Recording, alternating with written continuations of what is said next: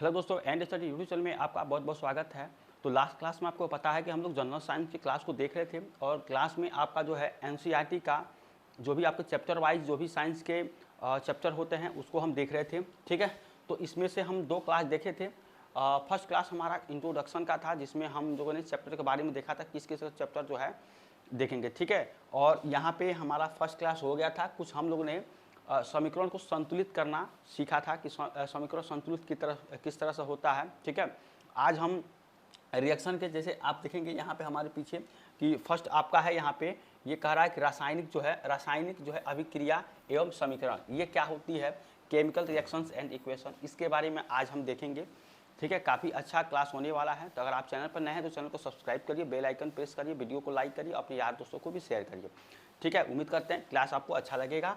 ठीक है, एनसीईआरटी का काफ़ी इंपॉर्टेंट, यहीं से आपको रेलवे हो, एसएससी हो, चाहे कोई भी एग्ज़ाम हो, आपको यहाँ से क्वेश्चन पूछता है। ठीक है, आप जब डेली बेसिस पर क्वेश्चन देखेंगे हमारा, ठीक है, प्लेलिस्ट में हमारा क्वेश्चन जो है और भी सारे प्रीवियस ईयर का क्वेश्चन देखना हो तो हमारे प्लेलिस्ट में पूरा है, अगर आप देखेंगे तो आपको जरूर यहाँ से फ़ायदा होगा। ठीक है, तो ये है आपका, इसका पढ़ेंगे रासायनिक अभिक्रिया एवं समीकरण। ठीक है, देखिए पिछले क्लास में हम लोगों ने दो क्वेश्चन किया था, उसमें किस तरह से समीकरण को संतुलित करते हैं। तो यहाँ पे देखिए क्वेश्चन नंबर 3 है। ठीक है, इसको आपको कह रहा है कि लेड नाइट्रेट को अगर आप गर्म करने पर लेड ऑक्साइड, नाइट्रोजन डाइऑक्साइड तथा ऑक्सीजन बनते हैं। ठीक है, ये आपका क्या है, क्वेश्चन है। यहाँ पे क्वेश्चन ये दिया गया है, यहाँ पे लेड नाइट्रेट, ठीक है, NO3 होल ट्वाइस, इसका रिएक्शन होता है तो ये बनता है PbO प्लस NO2। ठीक है, और बनता है ऑक्सीजन। इसको अगर आप इसको क्या कहते हैं, इसको बोलते हैं जब गर्म करने पर लेड ऑक्साइड बनता है। ये लेड, देखिए यहाँ पे लेड नाइट्रेट को, ये आपका क्या होता है, लेड नाइट्रेट, ये PbNO3, ये लेड नाइट्रेट होता है। ठीक है, और ये आपका लेड ऑक्साइड, ठीक है, लेड ऑक्साइड होता है, नाइट्रोजन डाइऑक्साइड हो जाएगा। ठीक है, डाइऑक्साइड, और ये आपका ऑक्सीजन है। ठीक है, तो ये आपका क्वेश्चन है और यहाँ पे ये आपको बैलेंस नहीं है, इसको बैलेंस मतलब संतुलित करना है। यहाँ पे कह रहा है कि समीकरण को संतुलित कीजिए। ठीक है, तो उम्मीद करते हैं दो क्वेश्चन जो पिछला कराए थे उसके बेसिस पे ये क्वेश्चन है, आपको समझ में आया होगा। नहीं समझ में आया होगा तो आप कमेंट करिएगा, हमको बताएंगे। इस क्वेश्चन को आप सॉल्व करिएगा, किस तरह से आपको जो है सॉल्व करना है, किस तरह से बैलेंस करना है। तो उम्मीद करते हैं ये आपको समझ में आया होगा। ठीक है, इस तरह से हम अगला क्वेश्चन देखते हैं। देखिए ये आपका अगला क्वेश्चन है, यहाँ पे क्वेश्चन नंबर 4, उदाहरण नंबर 4 है। ठीक है, और इसके इसी बेसिस पर इसको हम बता देते हैं। इसका जो पिछला जो क्वेश्चन है आपको सॉल्व करना है, आपको आंसर बताना है कमेंट करके। ठीक है, इसके पहले दो क्वेश्चन बता चुका। अब देखिए ये क्वेश्चन जो आपका कह रहा है काफ़ी अच्छा क्वेश्चन है। ये आपका क्या होता है, ये आपका होता है अभिकारक। ठीक है, अभिकारक, इसको हम पहले बता चुके हैं। और ये क्या होता है आपका, ये होता है आपका उत्पाद। ठीक है, ये उत्पाद होता है, इसको प्रोडक्ट भी बोलते हैं। ठीक है, और ये आपका रिएक्जेंट होता है। ठीक है, ये आपका रिएक्जेंट होता है। तो सबसे पहले क्या होता है, संतुलित करने से पहले क्या होता है कि दोनों तरफ का, यानी कि अभिकारक का जो परमाणु संख्या है और उत्पाद का परमाणु संख्या दोनों बराबर होनी चाहिए। और इसकी परमाणु संख्या देखें तो यहाँ पे क्या हो जाएगा, अगर आयरन का देखें तो आयरन कितना है, यहाँ पे 3 है। लेकिन यहाँ पे ध्यान देंगे ये आपका क्वेश्चन गलत है। ठीक है, क्वेश्चन गलत है, यहाँ पे इसको ध्यान देंगे, क्वेश्चन आपका गलत है। यहाँ पे क्या हो जाएगा, ये नहीं होगा, ये आपको केवल F ही होगा। ठीक है, इसको हमने इसको मिटा दिया। ठीक है, अब ये आपका यहाँ पे देखेंगे, ये आपका हो जाएगा, यहाँ पे अगर आयरन यहाँ पे देखें तो ये हो जाएगा 1। ठीक है, हाइड्रोजन कितना हो जाएगा, ये हो जाएगा 2, सॉरी यहाँ पे हाइड्रोजन ये आपका 2 हो जाएगा। यहाँ पे फिर से करें तो ये आपका हाइड्रोजन कितना हो जाएगा, हाइड्रोजन हो जाएगा ये आपका 2, और ऑक्सीजन कितना हो जाएगा, ऑक्सीजन हो जाएगा 1। और फिर यहाँ पे आयरन को देखें तो आयरन कितना हो जाएगा, 3, ऑक्सीजन हो जाएगा आपका 4, और हाइड्रोजन कितना हो जाएगा 2, ये हो जाएगा आपका। ठीक है, तो यहाँ पे देखिए ये कोई भी आपका बराबर नहीं है। ठीक है, बराबर नहीं है, तो इसके लिए क्या करेंगे, इसको हम बराबर करेंगे। बराबर का मतलब यहाँ पे अगर 3 आयरन करें, ठीक है, तो आपका यहाँ पे ये तो आपका पुराना वाला था, ये दोनों को परमाणु संख्या बराबर नहीं है, ये आपका पुराना वाला था। नया वाला यहाँ से फिर से देखेंगे तो आयरन अब कितना हो जाएगा, ये हो जाएगा आपका 3, Fe कितना हो जाएगा 3। और यहाँ पे अगर आप इसको देखेंगे तो यहाँ पे आयरन कितना है आपका, यहाँ पे देखेंगे अगर आयरन यहाँ पे फिर से देखिए तो आयरन कितना हो जाएगा, ये हो जाएगा 3, और ऑक्सीजन कितना हो जाएगा, यहाँ पे हो जाएगा 4। और तो यहाँ पे ऑक्सीजन के कितना कर देंगे, 4 करेंगे यहाँ पे, तो ऑक्सीजन कितना हो जाएगा 4, ऑक्सीजन यहाँ पे हो जाएगा आपका 4। हाइड्रोजन कितना हो जाएगा 8, हाइड्रोजन कितना हो जाएगा 8, 4 गुना 8, ऑक्सीजन कितना हो जाएगा 4। तो ये आपका नया वाला है। पहले वाला ये था, पहले वाला आपका ये था, बैलेंस नहीं था, लेकिन फिर इसको हमने 3 यहाँ पे बढ़ाया, 4 ये बढ़ाया, जो पिछले था उसको गलत था उसको हम चेंज करके ये किए हैं। ठीक है, अब देखिए ये हो जाएगा, अब ऑक्सीजन कितना हो जाएगा 4, हाइड्रोजन कितना है यहाँ पे, अगर यहाँ पे 8 है तो यहाँ पे अगर 4 कर दें, ठीक है, तो ये भी हाइड्रोजन कितना हो जाएगा, यहाँ पे हो जाएगा 8, ठीक है। अब देखिए सेम आपका क्या है, बैलेंस हो गया, यानी कि ये जो समीकरण है ये आपको बैलेंस हो गया, ठीक है। इसी तरह से बैलेंस करना रहता है, संतुलित करना रहता है। कई बार एग्जाम में आपको पूछता है संतुलित कीजिए, ठीक है, इसमें से कौन सा है जो संतुलित नहीं है, उस तरह से क्वेश्चन आपको पूछा जाता है। बहुत सारे तरह के क्वेश्चन आपको पूछा जा सकता है, लेकिन आपको जो है पूरा जानकारी होनी चाहिए किस तरह से बैलेंस करता है, ठीक है। दोनों तरफ की परमाणु संख्या पहले देख लेंगे कि क्या क्या दिया है, फिर इसका भी देख लेंगे, देखेंगे किसका बराबर नहीं, उसी हिसाब से आप जो है उसमें नंबर बढ़ा के आप जो है संतुलित कर सकते हैं, बराबर कर सकते हैं, ठीक है। तो ये क्वेश्चन था, इसके पहले वाला क्वेश्चन उम्मीद करते हैं आप सॉल्व करेंगे, कमेंट करेंगे, ठीक है। काफ़ी अच्छा क्वेश्चन था और इसके पहले हम 2 क्वेश्चन ऑलरेडी करा चुके हैं। इसके बाद से नेक्स्ट कॉन्सेप्ट तो देखेंगे यहाँ पे, देखिए नेक्स्ट कॉन्सेप्ट ये है कि रासायनिक समीकरण में ज्ञात होने वाले तथ्य क्या है, ठीक है। रासायनिक समीकरण में ज्ञात होने वाले तथ्य, तो ये आपका यहाँ पे दिया गया रासायनिक तथ्य ज्ञात, the fact that can be known from the chemical equations क्या होते हैं।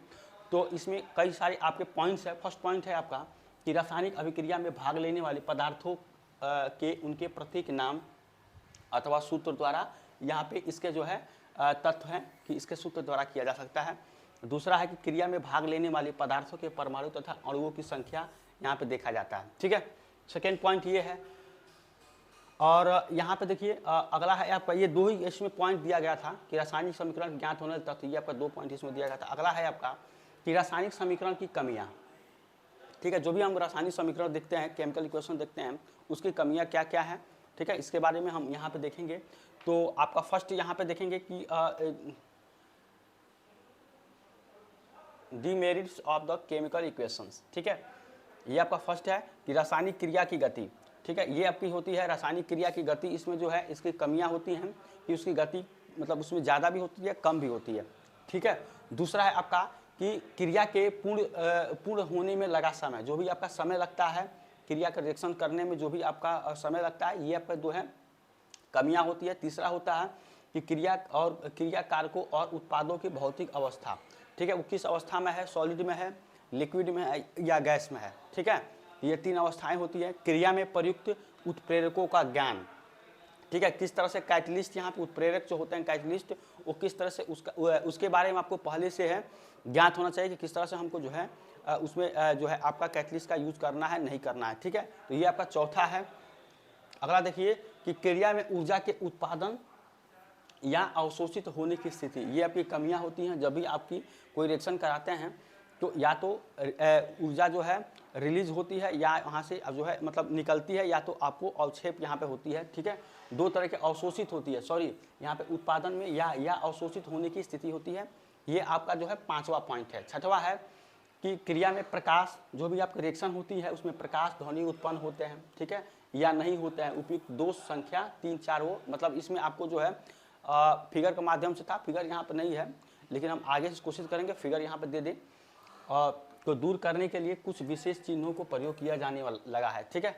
तो ये आपका जो यहाँ पे इसके बारे में था कि जो कोई भी आपका रिएक्शन होता है उसमें क्या क्या कमियां होती हैं, इसके बारे में था। 5 पॉइंट यहाँ पे दिया गया था, ठीक है।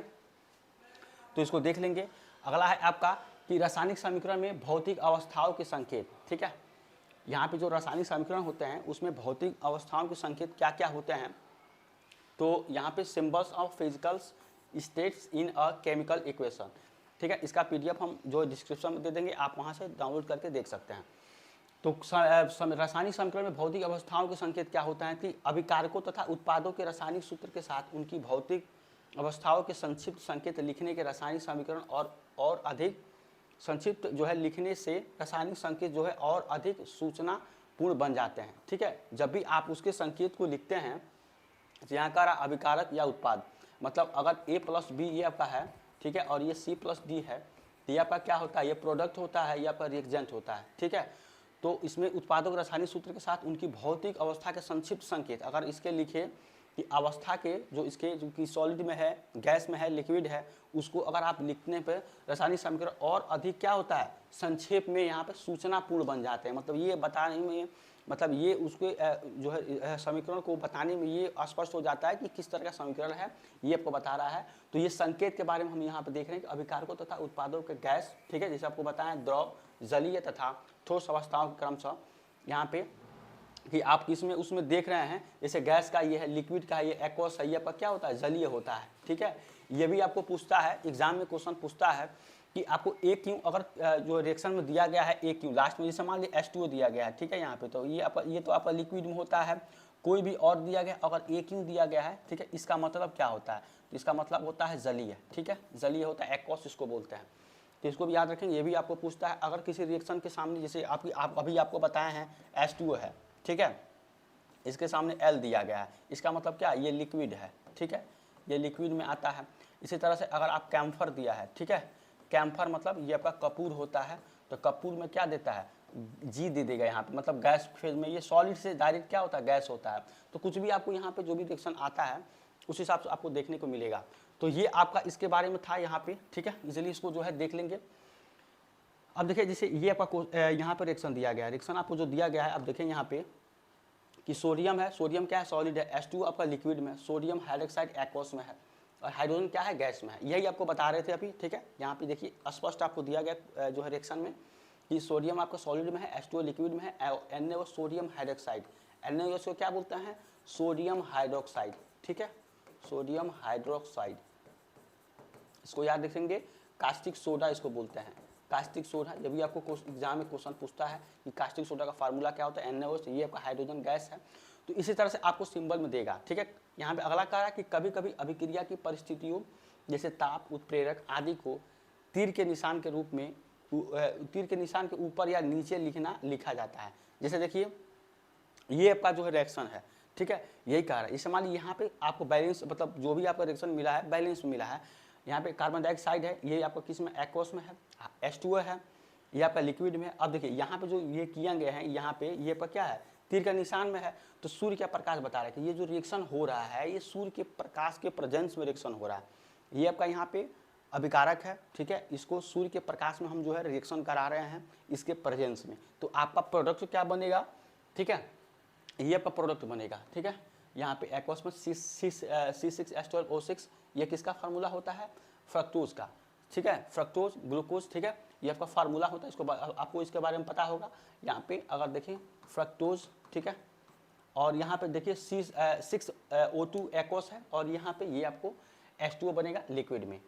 तो ये आपका जो है यहाँ पे बेसिकली ये आपका रिएक्शन में ये बता रहा था कि कभी कभी क्या होता है कि जब भी हम रिएक्शन कराते हैं, जैसे मान लीजिए A+B का रिएक्शन कराएं, ठीक है, तो यहाँ पे सूर्य के प्रकाश में, ठीक है, सूर्य के प्रकाश के प्रदेश में रिएक्शन कराएंगे तो C+D जो भी आपका बनेगा। ठीक है, ये आपका अभिकारक से उत्पाद बनता है। इसी तरह से ये आपका कहाँ पर आता है, जो आपको बोल रहे थे कभी कभी क्रिया की परिस्थिति में क्या करता है, ताप, उत्प्रेरक आदि को तीर के निशान के ऊपर या नीचे लिखा जाता है, मतलब ये सूर्य के प्रकाश में ये आपका अभिकारक है। तो इसके साथ में सूर्य के प्रकाश में जब आप करेंगे तो आपका प्रोडक्ट ये बनेगा। ठीक है, इसी तरह से अगला देखिए, जैसे ये है आपका, ठीक है, जैसे आपको बता रहे थे यहाँ पे, इसमें क्या उष्मा के साथ में इसका आप रिएक्शन कराएंगे। जैसे ये आपको क्या था, कैल्शियम कार्बोनेट था, CaCO3 था, इसका जो आप रिएक्शन कराएंगे उष्मा के प्रेजेंस में तो क्या बनेगा, CaO कैल्शियम ऑक्साइड, ये सॉलिड फेज में बनेगा, और कार्बन डाइऑक्साइड बनेगा गैस फेज में। ठीक है, इसको क्या बोलते हैं, कैल्शियम कार्बोनेट चूना पत्थर, जैसा कि आपको यहाँ बताया गया, चूना पत्थर कहते हैं। ठीक है, कैल्शियम ऑक्साइड है, ये आपका CO2 है, कार्बन डाइऑक्साइड। तो ये आपका जो है बेसिकली यहाँ बताया जाता है कि रिएक्शन के ऊपर और नीचे जब भी आपका रिएक्शन होता है तो किसके प्रेजेंस में हो रहा है, ये आपको जो है सिंबल के तौर पे यहाँ पे दिखाया जाता है। ठीक है, यही चीज़ हम यहाँ पे देख रहे थे, इसका जो है अभी पीछे जो हम देखे हैं। ठीक है, जैसे ये है कि भौतिक अवस्थाओं के संकेत क्या है। ठीक है, कि किस स्थिति से आपका जो है रिएक्शन हो रहा है, या रिएक्शन में जो भी आपका दिया गया है यौगिक वो किस फेज में है, सॉलिड में है, फेज में है कि एक्वस में है। ठीक है, या गैस में दिया गया। तो ये आपका जो संकेत के बारे में था। अब काफ़ी ज़्यादा हम लोग यहाँ देखा कि संकेत इसमें, जैसे कि आपको यहाँ पे ये बताया गया, उसके बाद से ये आपको इसमें रिएक्शन बताया गया है कि किस हिसाब से होता है। और यहाँ पे देखिए ये आपका जो है एग्जाम्पल के माध्यम से यहाँ पे दिया गया। ठीक है, अब अगला है कि अम्लों या विलयनों की सांद्र व तनीय अवस्थाओं को दिखाने के लिए अम्ल के सूत्र के दाहिनी ओर कोष्टक में सांद्र कॉन्सेंट्रेशन या तनु के डाइल्यूट लिख सकते हैं। ठीक है, मतलब लिख देते हैं। ये मतलब ये आपका है, तो देखिए कह रहा है कि सांद्र लिख देते हैं, अम्ल को यहाँ पे अम्ल लिख देते हैं। ठीक है, दाहिने, जैसे मान लीजिए ये कापर है और ये हाइड्रोजन सल्फाइड है, H2SO4, इसको बोलते हैं हाइड्रोजन सल्फाइड। ठीक है, और ये हाइड्रोजन सल्फाइड किसमें है, कॉन्सेंट्रेशन यानी सांद्र है। ठीक है, और ये आपका कॉपर सल्फाइड है, यहाँ पे H2 है, ये लिक्विड में है, और ये SO2 सल्फर डाइऑक्साइड है, गैस फेज में है। तो यही आपको बोल रहा है कि यहाँ पे कि दाहिने और कोष्टक में क्या लिख देते हैं, सांद्र, कॉन्सेंट्रेशन सांद्र, या इसको COMC इसके तरह लिख देते हैं, जो कि यहाँ पे आपको लिखा गया है। ये अगला है, ये आपका जिंक है, हाइड्रोजन सल्फाइड डाइल्यूट, यानी कि ये आपका डाइल्यूट मतलब यहाँ पे ये DIL मतलब इसका मतलब क्या होता है, ये आपका यहाँ पे तनु है, ठीक है, मतलब तनु है, डाइल्यूट है यहाँ पे, ठीक है। जो भी आपको यहाँ पे दिया गया है सांद्र व तनु अवस्था को दिखाने के लिए लिखते हैं, तो ये आपका DIL मतलब तनु में जो होगा तो ये आपका क्या हो जाएगा, ये इसको DIL से दिखाते हैं, और सांद्र को होगा तो ये आपको दिखाते हैं कौन, CONC से, ठीक है। और ये आपका जिंक सल्फाइड और ये हाइड्रोजन है। तो ये आपका संकेत इस तरह से है। वहाँ पे देखिए कि तीर के ऊपर निशान होता है किसी भी यौगिक, यहाँ पे जैसे जैसे ये आपको दिया गया है, यहाँ पे H2O किस फॉर्म में है, तो लिक्विड फॉर्म में है, SO2 किस फॉर्म में है, तो गैस फॉर्म में है। ये भी आपका संकेत है, ये भी आपके एक तरह के संकेत है। जब आपको तनु है तो DIL दिखाना पड़ेगा, सांद्र है तो आपको CONC दिखाना पड़ेगा, ठीक है। तो इस तरह से ये आपको संकेत होते हैं कि रिएक्शन जो है किस जो है फॉर्म में आपका रिएक्शन हो रहा है, ठीक है। रिएक्शन के संकेत थे यहाँ पे। अगला है आपका कि कभी कभी गैसीय अवस्था के लिए एक ये होगा, ठीक है, ऊपर की तरफ होगा, मतलब कोई भी गैस है देखिएगा उसके सामने इस तरह से लिखा रहता है, ठीक है। और जो है यहाँ पे अवक्षेप का प्राप्त होता है, यानी कि इसके लिए नीचे यहाँ पे तीर होगा, ठीक है। थोड़ा थोड़ा यहाँ पे यहाँ मिस्टेक हो गया था, इसको सुधार दीजिएगा। तो ये आपका पॉइंट था। अगला पॉइंट है, इसका प्रयोग किया जाता है, ठीक है। अगला है आपका कि यहाँ पे प्रत्येक रासायनिक समीकरण में भौतिक अवस्थाओं को तब तक नहीं दिखाया जा सकता जब तक कि आवश्यक न हो, जैसे अभिक्रिया है ये आपका, ठीक है। 3 आयरन यहाँ पे है और यहाँ पे हाइड्रोजन है, H2O है, तो तब तक नहीं दिखाया जा सकता, भौतिक अवस्था में तब तक नहीं दिखाया जा सकता जब तक कि आवश्यक न हो, जैसे कि अभिक्रिया ये है आपका, ये आपका क्या है, फेरिक ऑक्साइड है यहाँ पे, और ये आपका हाइड्रोजन है, ठीक है। तो ये आपका सिंपल इसके बारे में रिएक्शन था। आपको जो है बैलेंसिंग यहाँ पे करके दिया गया है, में H2O के साथ G दिखाया गया है, ठीक है। चूँकि यहाँ यह दिखाना आवश्यक है कि अभिक्रिया में जल का प्रयोग द्रव अवस्था में न करके जल वाष्प के रूप में किया जाता है, ठीक है। पूर्व रासायनिक समीकरण अभिकारक उत्पादन प्रतीकों के रूप में उनकी भौतिक अवस्थाओं को प्रदर्शित करता है, ठीक है। और रासायनिक अभिक्रियाओं के प्रकार, यहाँ पे ये आपका अगला होगा, ठीक है। यहाँ पे ये यहाँ तक हो गया था आपका, ठीक है। यहाँ पे बस आपको दिया गया है। यहाँ पे अगला है, देखिए यहाँ पे अगला है आपका कि रासायनिक अभिक्रियाओं के प्रकार, कितने प्रकार के रासायनिक अभिक्रिया होती हैं, ठीक है। तो टाइप्स ऑफ केमिकल रिएक्शन, रासायनिक अभिक्रिया में तत्वों के परमाणु या परमाणु के समूह में भाग लेने वाले रासायनिक अभिक्रिया के समय किसी एक तत्व के परमाणु दूसरे तत्व के परमाणु परिवर्तित नहीं होते, क्योंकि क्रिया के पहले और क्रिया के पश्चात विभिन्न तत्वों के परमाणु की संख्या समान रहती है। और दूसरे शब्दों में न तो मतलब कहने मतलब ये था कि कोई भी आपकी रिएक्शन होती है तो उसमें क्या होती है, परमाणु संख्या समान होती है। जो हम क्या करते हैं, बैलेंसिंग जो संतुलित करते हैं, वही यहाँ पे आपको बोला जा रहा है, ठीक है। कि दोनों जब भी आपकी रिएक्शन होती है उसमें क्या होती है, परमाणु संख्या समान होती है। और यहाँ पे दूसरे शब्दों में न तो क्या होता है, कोई परमाणु अभिक्रिया मिश्रण में बाहर जाता है और न ही बाहर से मिश्रण में आता है, ठीक है। वास्तव में किसी रासायनिक अभिक्रिया में परमाणुओं के पारस्परिक आबंध टूटने और जुड़ने के फलस्वरूप नए पदार्थों का निर्माण होता है। हमें अनेक रासायनिक अभिक्रिया ज्ञात है, इसमें से अनेक समानताएं क्या होती है, पाई जाती है। यदि कुछ अभिक्रियाओं में एक विशेष समानता होती है तो उस समानता के आधार पर यह अभिक्रिया एक ही प्रकार की अभिक्रिया कहलाती है। मतलब कहने मतलब कोई भी रिएक्शन होता है यहाँ पे तो क्या होता है, ना कोई उसमें से आपका जो है कुछ निकलता है, ना ही कि मतलब यहाँ पे कोई अभिक्रिया मिश्रण में कोई बाहर जाता है, ना ही बाहर से कोई क्या होता है मिश्रण में आता है, ठीक है। ये आपको कहा जाता है। वास्तव में किसी रासायनिक जो अभिक्रिया होती है, परमाणुओं की पारस्परिक आबंध टूटने जुड़ने के फलस्वरूप नए पदार्थ, जब भी आपका दो यहाँ पे यौगिक मिलकर जब आपका जो क्या होगा रिएक्शन होता है तो क्या होता है, दूसरा जो तीसरा होता है वो आपका बनता है, ठीक है। ये आपको यहाँ पे कहा जा रहा है। अगला है कि एक ही प्रकार के अभिक्रिया जो होती है अभिक्रियाएं कहलाएंगी। इसी प्रकार यदि किसी अभिक्रियाओं में किसी दूसरे प्रकार की समानता है तो उस समानता के आधार पर इस अभिक्रिया को एक दूसरे के विशेष नाम दिया जा सकता है और अभिक्रिया एक विशेष प्रकार की अभिक्रिया कहलाएगी, ठीक है। मतलब यहाँ पे ये कह रहा है कि दो मतलब कोई रिएक्शन हो रहा है तो उसमें क्या होगा, टूटने के बाद से कोई तीसरा नया आपका बनता है तो उसमें उसके फलस्वरूप क्या होगा, आपका उसका जो है नया नामकरण उसका जो है कर दिया जाता है, ठीक है। जैसा कि आपको कहा जाता है अभिक्रिया विशेष प्रकार की एक जो है अभिक्रियाएं कहलाती है, उसका नाम अलग आपको जो है उसको कह सकते हैं। अतः समानताओं के आधार पर रासायनिक अभिक्रियाओं कई प्रकार की होती हैं। जैसे रासायनिक अभिक्रियाओं के मुख्य प्रकारों का वर्णन निम्नलिखित है। जैसे कि देखिए फर्स्ट अभिक्रिया यहाँ पे देखिए वो आपका क्या था कि टाइप्स ऑफ जो है केमिकल रिएक्शन कितने प्रकार के होते हैं उसके बारे में कुछ था, मतलब इंट्रोडक्शन था, ठीक है। उसको जो है इसका जो है जो PDF देंगे तो आप उसमें इजीली देख लेंगे। फर्स्ट जो आपका यहाँ पे संयोजन अभिक्रिया, ठीक है। इसको संयोजन अभिक्रिया, ये भी ये सबसे इंपॉर्टेंट ये है, ठीक है। ये आपको एग्जाम में पूछता है, ठीक है। इसमें से कौन सा अभिक्रिया है जो संयोजन अभिक्रिया है, कौन सा अभिक्रिया है जो डिस्प्लेसमेंट विस्थापन अभिक्रिया है, ठीक है। तो ये आपको एग्जाम में पूछता है। वो तो थोड़ा सा उसमें उसका ब्रीफ था, उसके मतलब उसके बारे में था, लेकिन ये आपका सही है। कह रहा कि कॉम्बिनेशन ऑफ और एडिशनल रिएक्शन, मतलब यहाँ पे कॉम्बिनेशन संयोजन या योगात्मक क्या होता है। देखिए, तो ये होता है कि वे अभिक्रियाएं जिनमें दो या दो से अधिक पदार्थों के संयोग करके केवल एक नया पदार्थ बनाते हैं, ठीक है। तो संयोजन अभिक्रिया या योगात्मक अभिक्रिया कहते हैं। कहने का मतलब है कि अगर मान लीजिए दो है, ए प्लस बी मिलकर क्या बनाते हैं, सी बनाएगा, ठीक है। तो ये आपका क्या हो जाएगा, ये आपका है संयोजन अभिक्रिया या योगात्मक अभिक्रिया कहलाता है, ठीक है। योगात्मक रिएक्शंस, ठीक है। ये आपको समझ में आया। अब देखिए इसका रिएक्शन देख लेंगे। रिएक्शन देखिए, उदाहरण जैसे ये आपका दिया गया, देखिए जैसे मान लीजिए ये आपका क्या था, ए था, ये आपका बी था, ये बनाया आपका सी। ये आपको हम बोल रहे थे, ये आपको बताया है कभी कि जैसे मान लीजिए ये आपका सल्फर और ऑक्सीजन मिलकर, सल्फर और ऑक्सीजन मिलकर क्या बनाता है, सल्फर डाइऑक्साइड, सल्फर डाइऑक्साइड बनाता है, ठीक है। SO2 ये आपका था कि गंधक को, मतलब सल्फर को क्या बोलते हैं, गंधक। सल्फर को वायु में जलाने पर सल्फर डाइऑक्साइड बनती है। जब सल्फर को वायु में जलाएंगे सल्फर डाइऑक्साइड बनाएंगे, इससे अभिक्रिया गंधक तथा वायु ऑक्सीजन या संयोजन ये होता है, ठीक है। तो दोनों मिलकर क्या होता है, संयोजन अभिक्रिया इसका, ठीक है।